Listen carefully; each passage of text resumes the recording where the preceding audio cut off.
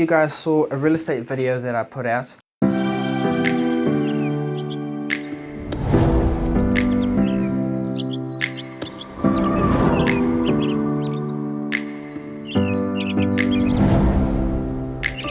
You guys really liked it. You had lots of questions. So I said I was going to go through a editing breakdown, and so I'm going to do that right now. And if you have any questions, please pop them down in the comments below. Without further ado, let's get into it.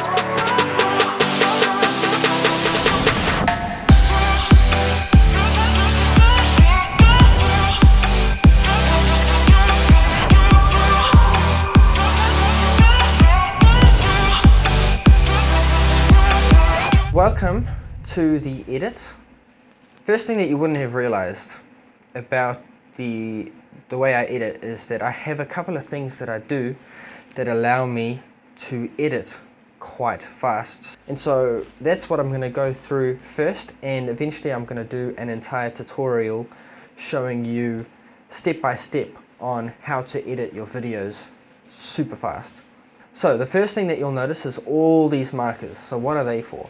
So you'll notice that all these markers are actually timed to the beat of the song. So marker, marker, marker, marker, marker. What I'll do is I'll find a good song, I'll lay it down, and the first thing that I'll do is I'll listen to the song and I'll lock all the layers, because sometimes if you have all the layers set, when you press M for marker, boom, it puts it on there instead of up top here. So you lock all the layers, then you go marker, marker, marker, marker, and then once you've done that, you go to your raw files, you select all your in and out points. You can actually scrub over your clip in here, and all you do is go click an I, out,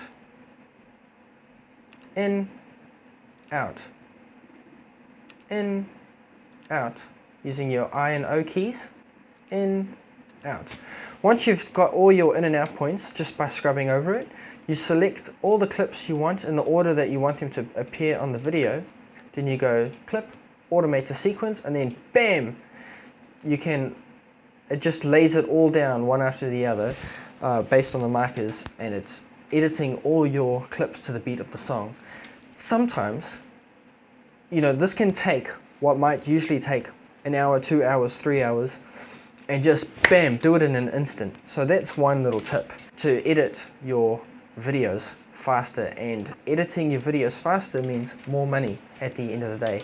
The other thing that I do is I use a lot of the auto features in Premiere just to save myself time. So to balance out the audio and the talking over here, what you do, clear audio type. So this is a music, loudness, auto match, boom, done.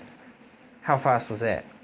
And so you can do the same thing with color. Let's just go to the color tab, auto brightness, bam, done. So sometimes I use these auto features a lot just to save myself time, and that gives me a good starting point, and then I don't actually want it to be that bright, so I can turn it down from there. But the auto features 9 times out of 10 will speed up your edit.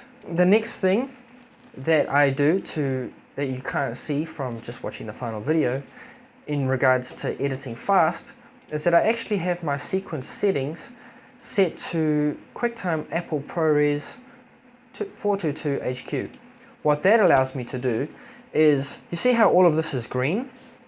I can actually, when I go to export, I can actually use the previews, and that, I'll just show you how fast that takes to export it. But you'll notice it'll slow right down at the end because it's red over there. So watch this. Because it's already rendered in the video, look at that go. So what would normally take an hour, 2 hours to export, or even 30, 40, 50 minutes, is literally taking 10, 20, 30 seconds because I'm using the Apple ProRes previews in my final export, and that can speed up your editing and export times quite fast. And so these are little things that you can't see just when you're watching it. And the other thing I do to speed up my edits is a lot of these kind of lower thirds, a lot of the effects that I use, the ending, all of these things are pre-built, and I actually build my own templates so that all I need to do when I come to the edit is just add in the raw files and the music and, tidy it all up. There's a lot of things that you do over and over again for each edit that you might as well have a template. A lot of that redundant recurring work is already done, and so you save yourself 1 hour, 2 hours of having to import the same sound effects, the same light effects, the same lower thirds, all of that all over again. So these are little things that you can do to speed up your edit. But that's not what you came here for, but I thought, hey, these are good things to know, and if there's anything that stands out to you with how to edit fast, ask away, and I'll make sure to include that in the full course. How did I make my GH4 look good? Because that's what people are wondering. How did you get the GH4 to look so good? What'd you do? So I'm going to tell you what I did. So the first thing that I did to make my GH4 look good, obviously good exposure, good color profiles. So the way I filmed it, so you can see slightly flat, but it's pretty punchy. The first thing that I have to make my footage look good is I've got a denoiser. My GH4 footage isn't really good, so I add it to everything. But it makes a difference, especially in the more low light scenarios. For example, this shot here. So let's just turn it off. I don't know if you can see how noisy it is everywhere. Ugh. Add that on. Look how smooth that is. Everything is nice and smoothed out. So that is one way I've made my GH4 footage look quite nice. My settings for this shot here particularly probably was 800 shutter speed. I was shooting in 1080p, and so what I do is I've got this plugin called Real Smart Motion Blur, and what it actually does is it artificially creates that 180-degree shutter rule for me. It's great, but it does slow down the edit. It does actually make the footage look cinematic. The other way I make my GH4 footage look real good, which you wouldn't have noticed in the edit. So with her, I actually tracked a mask around her just manually and increased the blur of the background to make it look like I have a higher quality camera than what I actually do, or higher quality lens. So obviously right there, that doesn't look that great. You can see the edges, it doesn't look very good. But just adding the subtle extra blur, like somewhere around there, just makes it look like I have a slightly better lens than what I actually do. Takes a bit of time, but it's worth it if you're trying to get the most out of your camera.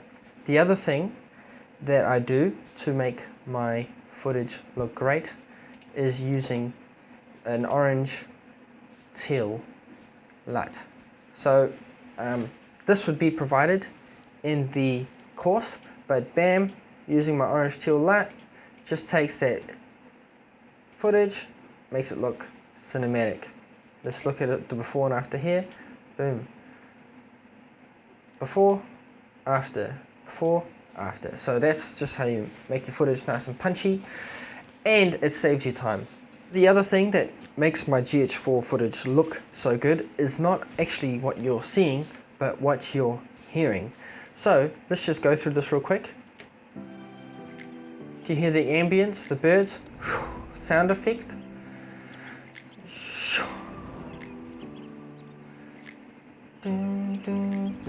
See? So there's sound effects going all throughout there, and you don't realize it, But that sound effect is doing a lot of the work to make my footage actually look and seem way better than what it actually is. And also, man, do you guys like the song?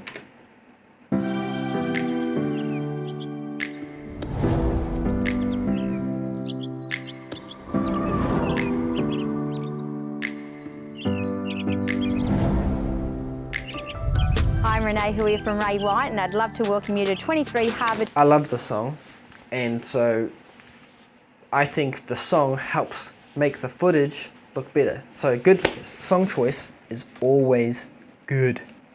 So the next thing you guys wanted to know is, how did I do my day to night transitions? The basic key to filming day to night transitions is to film both in the daytime and at the nighttime as close to the same as possible. And the way you can do that is by marking the ground with an X with some chalk, and also taking note of where your grid lines are, and just try and film the same position in both day and night. It doesn't have to be perfect. You'll see in the edit how I've done it and how to mask imperfections and still make it look smooth. A speed ramp is a great way to mask the cut in between, and I also add a bit of light and blur to help mask some of that imperfection. So you'll see what I've done. These are just two separate shots. One shot in the day, just the other one shot at night, and I just tried to get a pretty same movement. So I knew that I'm going to go around this fence over here. Let's just go frame by frame. See, they're not actually perfectly matched. So because I'm an imperfect human being, I didn't film it exactly in the same spot. So what do? Well, you add some sort of transition. So what I've done is I've got a shake transition to help mask that imperfect cut. And how I did the shake transition, it's just a transform on my, and it just shakes. Just go keyframes and it just shakes. Zooms in a bit to help mask some of the black edging, and there. What I'll do is also include presets in the full course so that all of this would be done for you. So let me know if you want that, and I'll include that in the full course. The other day to night transition. So let's have a look. This one's pretty cool. Watch this. Whoa. So daytime, nighttime, nighttime, nighttime, back to daytime. I'll do it again. I also do it here. So we got day, night, day. How did I do that? Let's go into my nested sequence. Let's see what I have done here. So I'm just going to turn this off so we can look at it nice and. So first thing that I did is I filmed both. I walked the same shots pretty close both day and night. So we've got, see, not even close, not even closely matched.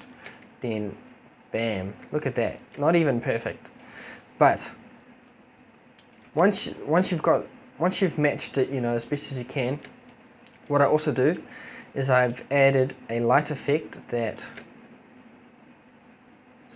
kind of masks it at that point, goes down,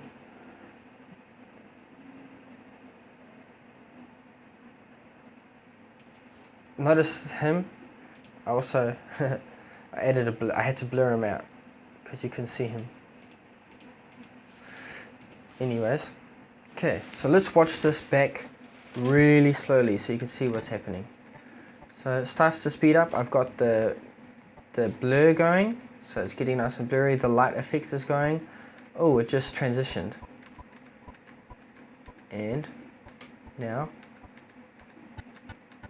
remember how I blurred his face so you can't see him there anymore? And then it goes back. So now that you know what's happening underneath the hood, let's watch it back. And the sound effect, So the next thing people ask me is, how do I get my speed ramps so smooth?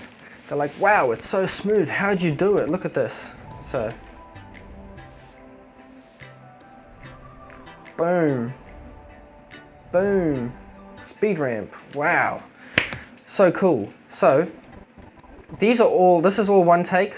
So I'll show you one long take. Me walking through the home, nice and smoothly. Boom, nice and smoothly. Nice and smoothly. Back, whoa, boom. I mean, the key's pretty simple here, guys. You walk as steady as possible. You know that you're covering a long distance. Make sure you keep your flow nice and good. So don't like if you're turning one way, try to stay turning that way the whole time, and that way, you know, when you speed it up, it'll look really good. If you're like whoa, whoa, whoa, whoa, whoa constantly, then it'll be like whoa, whoa, when you speed it up, won't look good. So just film, walk nice and steady. Then once you've walked as steady as possible, I've got a warp stabilizer on. So you've got to have that warp. I use it on every shot, every single time for my entire video. Warp stabilizer is my best friend. I used to always say, if warp stabilizer didn't exist, I wouldn't have a job. The next thing that you do is, once you've got your start and your end point where you want it to go, so you go, it's time to the music, bam, bam, see, and doom. It starts, finishes on the music. It's got to be timed to the music. How it looks like to begin with is this sharp line, just doesn't look very good. So what you do, you just ease that in nicely, so it's a beautiful little curve. And when you play that back, ooh, so smooth. Ooh, I love it. And then the other ways I've made my speed ramps look really nice is I've added a blur using the plugin Real Smart Motion Blur. So that just makes it look even nicer. Boom, it's like, wow, shoo, looks really good. And then I've also got that light effect underneath getting brighter. How I do that light effect is using the linear dodge add. Starts from 0, gets up bright at the fastest point, and then gets dark again at the end. So the linear dot add just adds light to where light is. And so it kind of, I think it just makes that speed up feeling just a little bit nicer. It's subtle, but it makes a difference. It looks really smooth, and it also can help hide cuts and imperfections, so that's what I do. Let's just watch this back real quick.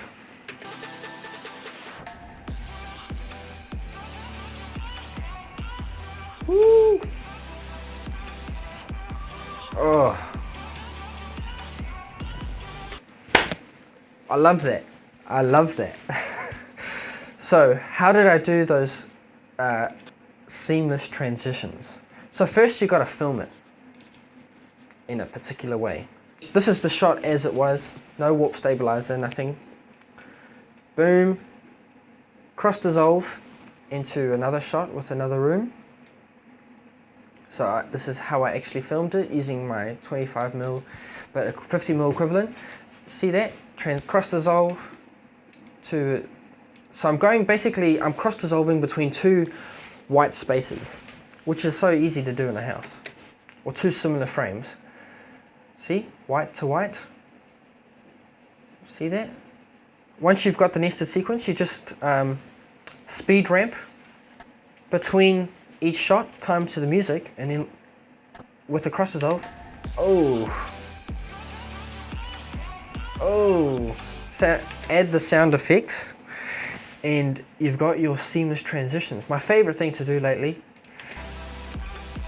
Ooh, that's pretty much the ins and outs of this video. I don't know if there was anything else that you wanted to see in the breakdown of this edit, but notice all my sound layers. You know, really focusing on good music and sound is going to take your video to the next level.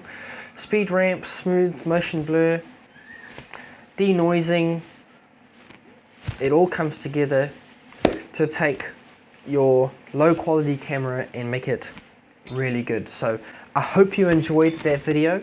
I hope you found it helpful. Now remember, I am doing a real estate course where I'm going to break down all of these things and do tutorials on everything. So if there's anything that you notice that you want full tutorials on, you know, just let me know in the comments below. I hope you found this valuable. If you have any further questions, please let me know.